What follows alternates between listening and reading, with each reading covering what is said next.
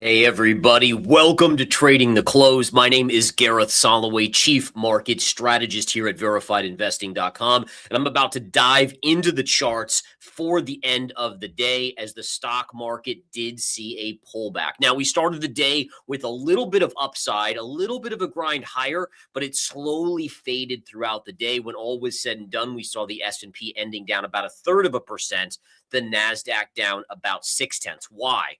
What's going on? Number two, we've had two nice bounce days in a row after the recent selling action. And number three here, what we have is a market that is nervous about tomorrow's non-farm payrolls report. That will come out at 8:30 a.m. Eastern time. And the markets are nervous after last week's challenger job cuts numbers for January were the highest in January since 2009. We saw the initial claims numbers starting to move up, and even the JOLTS job openings showing some weakness overall. So a lot of things are building here, making investors nervous going into tomorrow's data. Now, if we take a look at the S&P 500, we can very clearly see here. So here's where the markets opened, right in this range. We floated up initially, then we just started this gentle fade, culminating with a little bit of a steeper sell-off into the end of the day. Now, you guys know me. I've been transparent in terms of my beliefs on the market. The charts are the charts. We always remember that. We have the S&P 500 that is still unbelievably vulnerable based on major support levels that have broken. All right, so if we go to the chart here on the S&P and we flip over to the daily chart, we can really see it right here, right? So again, we still have this major resistance level, this trend line in white from March or I should say April of 2025 that slopes up. We hammered on it multiple times before finally breaking, retracing, and the markets, as long as we remain below this epic resistance zone, they are vulnerable to further downside. Now, if the market wants to show its strength, it needs to break above this level. We always talk about that. If that were to happen, it brings the market into price discovery mode, which means probably a fair amount of upside. But the odds, the probabilities of that happening are not high. Maybe 20% chance, maybe 30 if we're lucky. That means 70 to 80% chance that the markets curl over here based on technical analysis. That's pretty good odds. Listen, it's not 100%. Nothing is in the markets, but pretty solid odds. Flipping to the NASDAQ, same thing, right? We have our trend line going back to the April lows of 2025. The same sort of market structure occurred. We had a pullback into the level, bounce, pullback, bounce, bounce, bounce, break, retrace, and obviously the tech sector showing a little additional weakness today as we saw a lot of the chip stocks actually starting to falter. Right. So again, the semiconductors, especially the memory stocks, have really kept this market intact. Micron, SanDisk, those are starting to break lower. And that, again, is one of the last few areas within tech that was hanging on to the recent gains. Now, we have seen bounces in some of the software stocks. Oracle, one of my favorites, has bounced significantly, hitting a high of 165 after being in the 130s about 3 or 4 days ago. So big technical bounces there. But ultimately, it's a bounce within a bigger bearish pattern, right? I mean, the falls on those stocks are impressive. They're that big. Eventually, I think they turn lower as well. All right. So again, we're looking at that. Now, let's go to the Dow. This is an important chart. Now, the Dow, remember, is only 30 stocks. But having said that, the average investor looks at the Dow as being the kind of the baseline for the markets, right? Even though it's only 30 stocks and it's price cap weighted, not market cap weighted. But the kicker is this. This trend line on the Dow held again today. So we have this trend line, and I've been saying, guys, listen, every time we've hit this trend line, right, what has happened? We've seen a pullback, and another pullback. Then today, we went above it. Look at that. We rallied above that line. The Dow was up about 400 points or so on the day. But by the end of the day, what happened? We closed back below that level. Look at that, folks. Not only that, but what type of candle formation is this?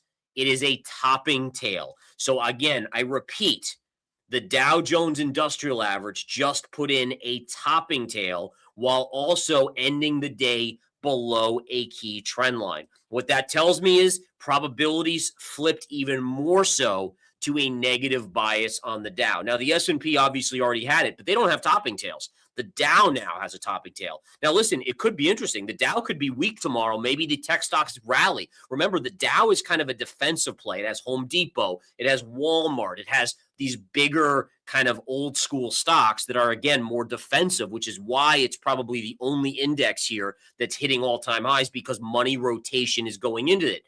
But today, that's a bearish signal. That is a top signal. Now, again, it could be negated, but right now, the chart is the chart, and the chart is telling us a top is in on the Dow Jones Industrial Average. The dollar today down slightly. Again, nothing major there. The big event here was the 10-year yield. The 10-year yield falling and breaking back below the 4.2 range on the 10-year yield interest rate.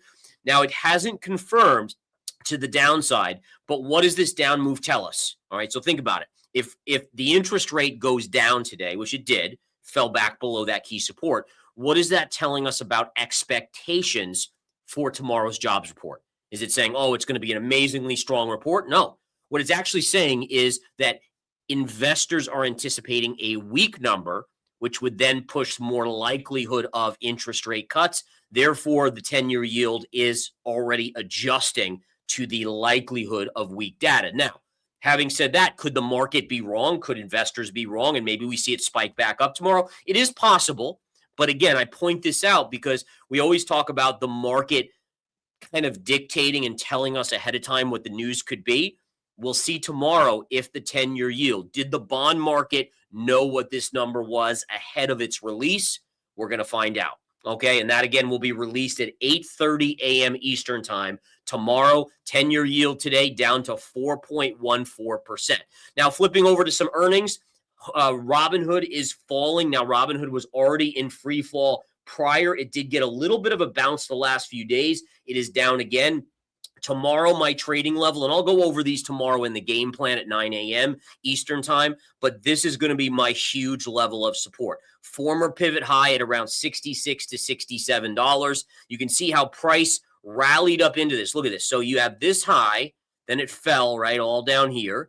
Then it comes up and it kind of chops right underneath and then breaks out. And that's where you get this bullish move. So the idea is when it comes back down to this level, we should see a bounce back up. So I'll be watching 66 to 67. Still a ways away on Robinhood. But again, what a drop on Robinhood recently and also on earnings.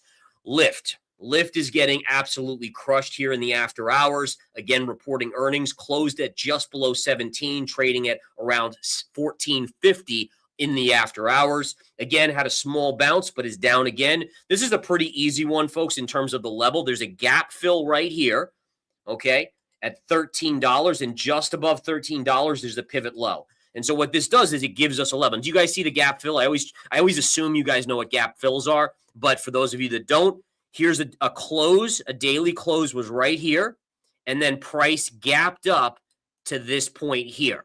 That creates this open space. That's called a gap.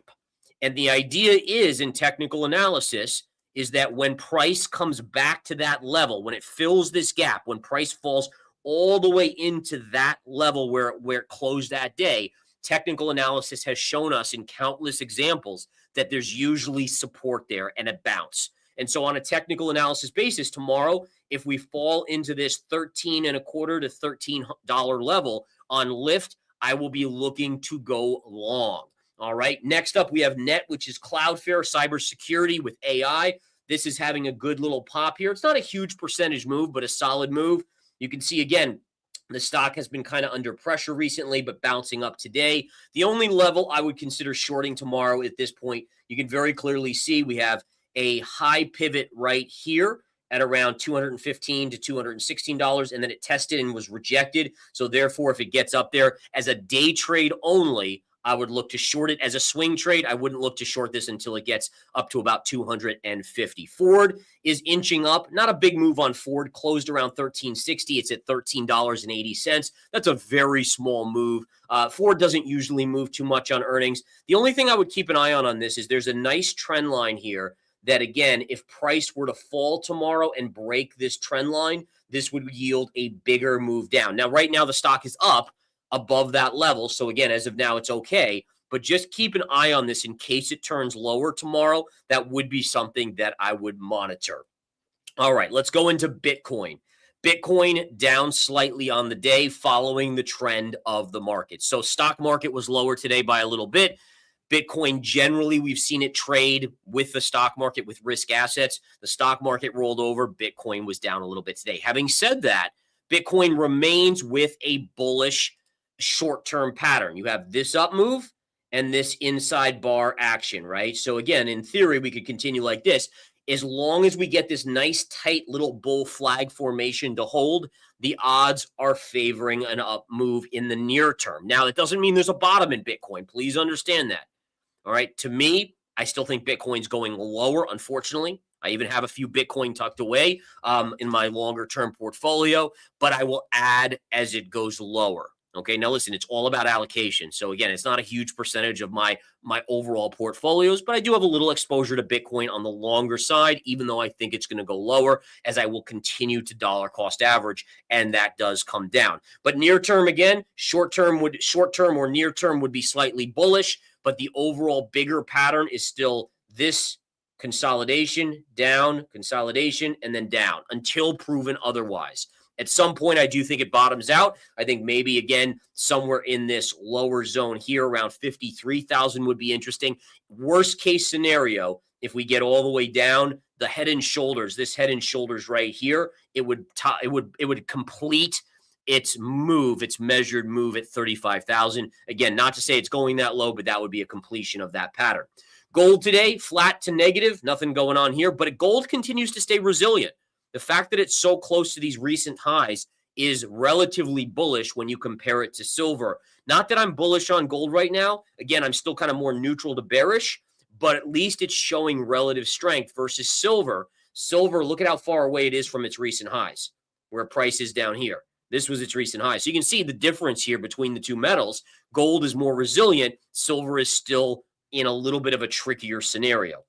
Overall, I still think silver has another eventual leg lower, but we may stay within these two zones of resistance and support. I mean, we could literally just chop like this for a little while, for weeks even, maybe even months, until one side is broken. Based on this pattern, this would be a bearish pattern. A big move down with inside bar action, that would be a bearish pattern. So it leads me to the conclusion that the higher probability scenario is for downside on silver eventually. Again, when we don't know, but eventually. Quickly looking at the crude oil chart today, not much going on here. Crude remains flat, still a breakout from this wedge pattern, but it's had a pretty good run, consolidating. If we get one more move up, my next move would be up to about $70 per barrel. Again, coming into the inflation numbers on Friday, it is important to recognize that oil in January was up 15%, so there will be a component in CPI. However, remember that CPI, 30% of the CPI data number is rent and housing, and those numbers have been falling. So while I've seen precious metals go up, copper's been ripping, live cattle prices are up, there's a lot of commodities that have gone up inclusive of oil, you may not see as hot a number on CPI as many of us would think by going to the grocery store or looking at precious metals, right? Because one of the key components, one of the biggest components, in fact, is the rent and housing costs in there. So again, it can make it for a little bit of a skewed picture because, yeah, okay, maybe rents are kind of stalled out or even inching down a little bit, but then food and energy prices are starting to spike, but you may not see that again, like I said, in the CPI data. Next, let's look at natural gas real quick, just taking a quick look here. And if we look at nat gas, basically a flat day on nat gas. Nat gas has become honestly a terrible trading chart. We've had some great trades on this, including a short up here that I had. But overall now it's become, is just now in this huge area here. And granted, I guess you could play a buy down here with a tight stop if it breaks and vice versa, a short up here. So it is range bound and tradable in that way. But I don't have a good reading on it at this point, especially not where it currently is right here on the chart.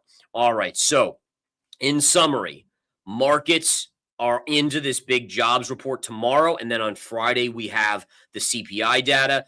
The markets today ended up kind of getting a little bit scared and nervous about that jobs data tomorrow. We saw this also play out in the 10-year yield. 10-year yield fell, which is kind of anticipating a rough number. Don't know what the number will be. We'll find out tomorrow. But again, at least per the S&P, even if we rally tomorrow, as long as the S&P stays under that level and the NASDAQ stays under that level, to me, there's a huge flashing red light that is telling me to be very cautious in this market. And I will be cautious. My trading is reflecting that. I'm more short than long. I have a few longs out there, but overall, I'm patiently sitting back, waiting for the bigger pattern to play out as long as we stay below those key S&P and NASDAQ trend lines. All right, that's all from me today on Trading the Close. You guys go have a great rest of your day, and I'll see you tomorrow morning for my trading game plan. Take care.